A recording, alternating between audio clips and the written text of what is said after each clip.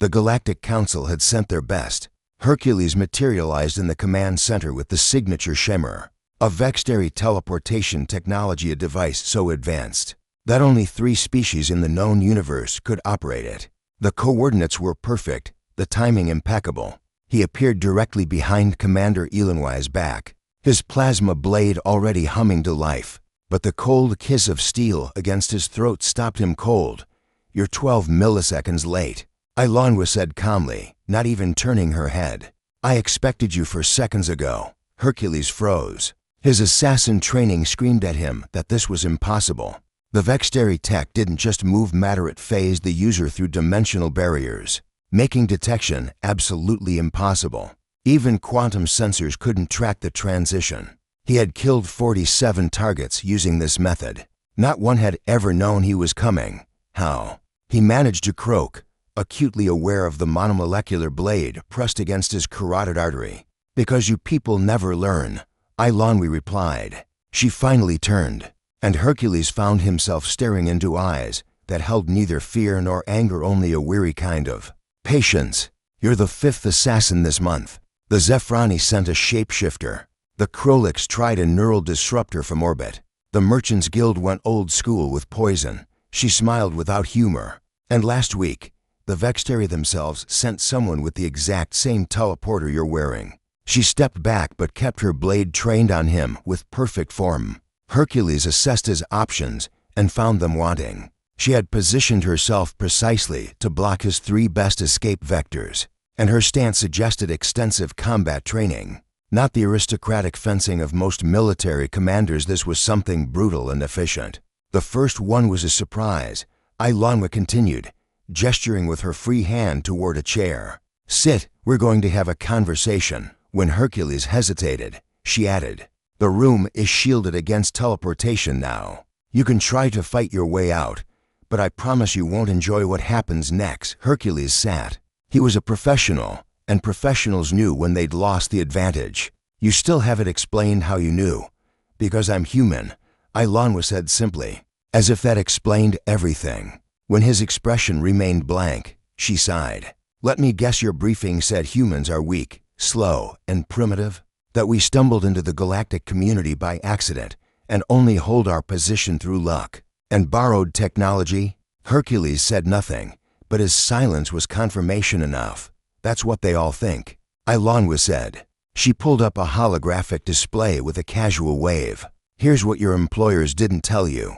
Humans evolved on a death world. Earth's gravity is 30% higher than the galactic standard. Our atmosphere is corrosive to 17 species. We have more predators per square kilometer than any other inhabited planet in the database."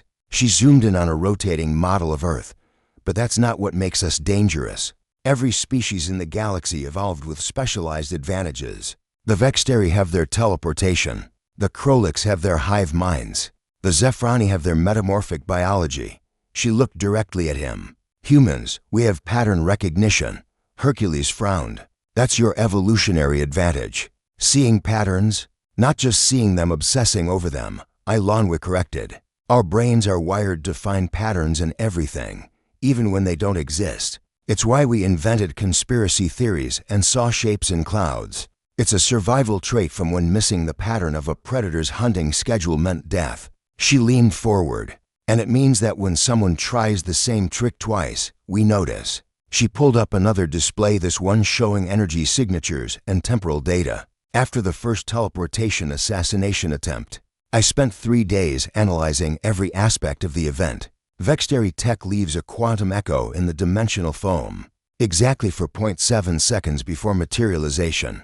It's tiny, barely detectable even with our best sensors. But it's there, and it's consistent." Hercules felt a chill run down his spine. "You set up sensors to detect a signature that's considered theoretically impossible to track?" "No," Elanwa said.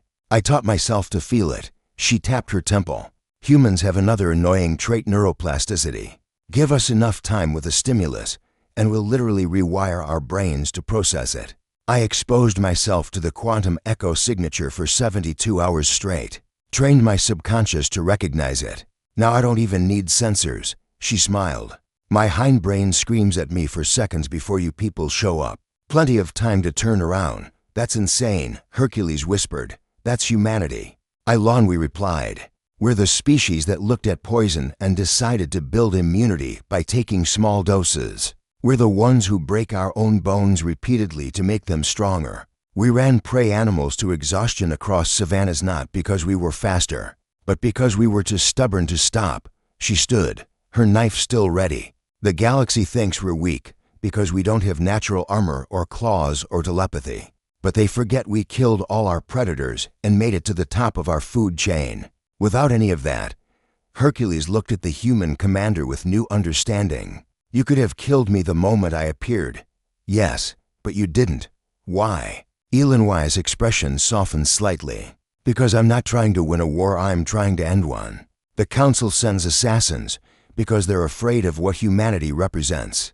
We're the proof that specialization isn't everything, that adaptation beats perfection. She deactivated her blade.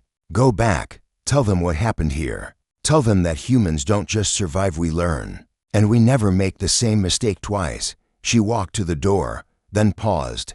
Oh, and Hercules? Next time the Council wants to talk, tell them to send a diplomat. I promise I'm much friendlier in negotiations than I am when someone tries to kill me. As she left, Hercules sat in the shielded room.